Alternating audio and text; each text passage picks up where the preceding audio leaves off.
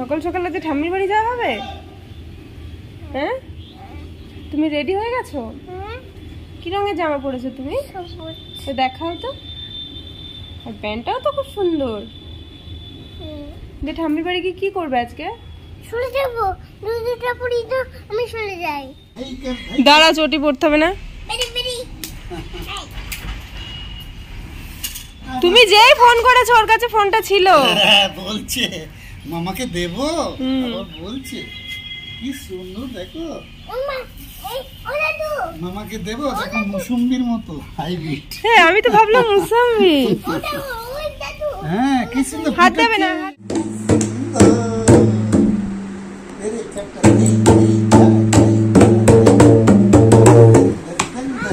ধা ধিন নে না তা তিন তিন না, ধা ধিন ধিন না তা তিন তিন না, ধা ধিন না তিন, ধা ধিন না তিন, ধা ধিন না তিন। নাচো নাচো নাচো নাচো নাচো নাচো। ধা ধিন নিন না, এরকম করে হাতে হাতে। ধা ধিন নিন না, ধা ধিন ধিন না।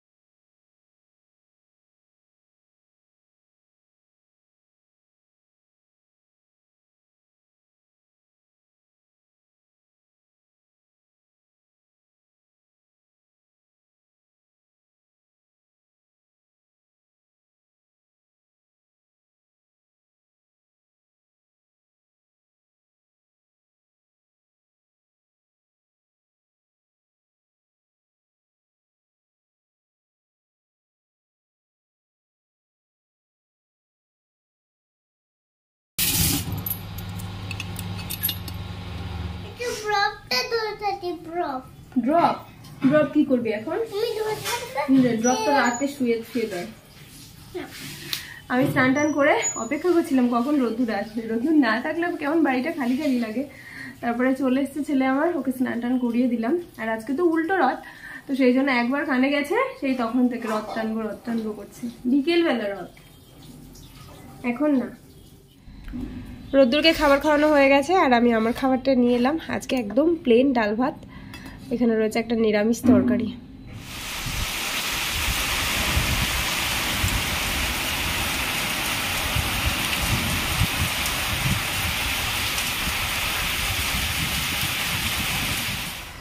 এই বর্ষাকালের মেঘটা এমনই মেঘ, কখন যে কোথায় বৃষ্টি হবে একমাত্র মেঘবাবুই জানে। আজকে সারা দিন মোটামুটি মানুষকে ভয় ধরিয়ে রেখেছে, এই বুঝি বৃষ্টি আসলো, এই বুঝি বৃষ্টি আসলো। বাট সারাদিন সেভাবে বৃষ্টি হয়নি, মানে 2-4 ফোঁটাও হয়নি। সেই সকাল থেকে মেঘের অবস্থা, মানে একটু রোদ নেই, পুরো একদম মেঘাচ্ছন্ন অবস্থা। মাঝে মাঝে তো এমন কাদো হয়ে যাচ্ছে, মনে হচ্ছে এই বুঝি বৃষ্টি নামলো। তো এই ভয়ে আজকে দুপুরবেলা আমি ঠিকঠাক করে ঘুমোতেও পারিনি। মনে হচ্ছে এই যদি চোখটা বুঝে যায় আর যদি বৃষ্টি ঝমঝম করে নামে, তাহলে জামা কাপড়ে যেটুকু জল ঝরেছিল সেটুকু তো ভিজে যাবে। ছোটবেলা থেকেই শুনেছি রথের দিন বৃষ্টি হবে, আর হয়ও কিন্তু।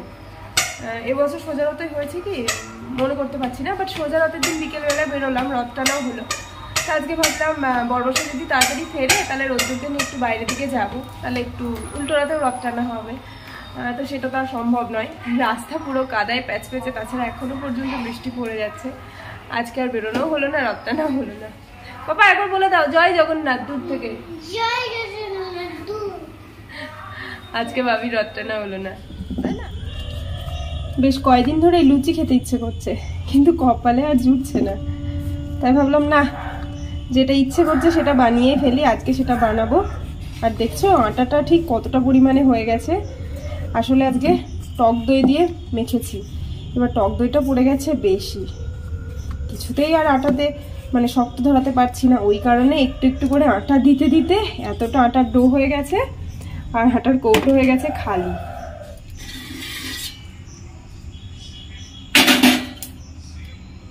এতক্ষণে প্রত্যেক কটা লুচি ভাজা হয়ে গেছে। আর আজকের লুচিগুলো প্রত্যেকটা লুচি কি দারুণ যে ফুলেছে না।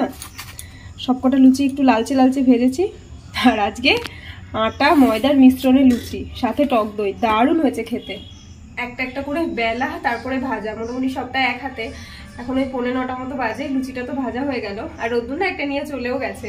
লুচিগুলো খুব নরম হয়েছে আর খেতেও বেশ ভালো হয়েছে, আমি একটু খেয়ে নিয়েছি। তো যাই হোক, এখন চিকেনটা করবো। কালকে রাতে চিকেন এনেছিল, কালকে রাতে অর্ধেকটা রান্না করেছিলাম, মানে অর্ধেকেরও কম। আজকে অল্প একটু আছে, সেটাই রান্না করব। আর আগে লুচি ভেজে নিলাম, তার একটাই কারণ, কেননা যদিও চিকেনের সাথে খেতে খেতে লুচিটা একদমই নেতিয়ে যাবে, বাট কিছু করার নেই। কেন বলো তো, চিকেনটা রান্না করতাম, এবার চিকেনটা রান্না করে যদি লুচিটা ভাজতে যেতাম, আমাকে এখানটা আবার পরিষ্কার করতে হতো। এবার ওই রিস্কটা কে নেবে, তাই ভাবলাম ওই নেতানো লুচিই খাবো ভাই, কিন্তু মানে খাটনিটা একটু কমবে। কি খুশি, আবার আমাকে জিজ্ঞেস করতে গেছে, মা এটা খেলে আবার দেবে? দেবই তো, ভালো আছে তিত্তি, খাও।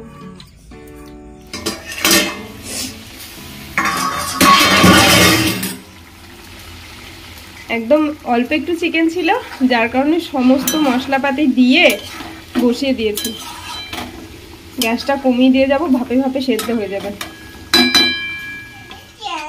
এ রাত্রি 11টা বাজে, ঘুমাবি না? কি করবি সারাদিন? বাস চালাবি নাকি?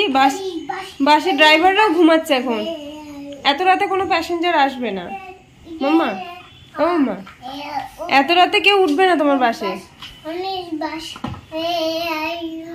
লুচি মাংস সহযোগে ডিনারটা বেশ ভালোই হলো।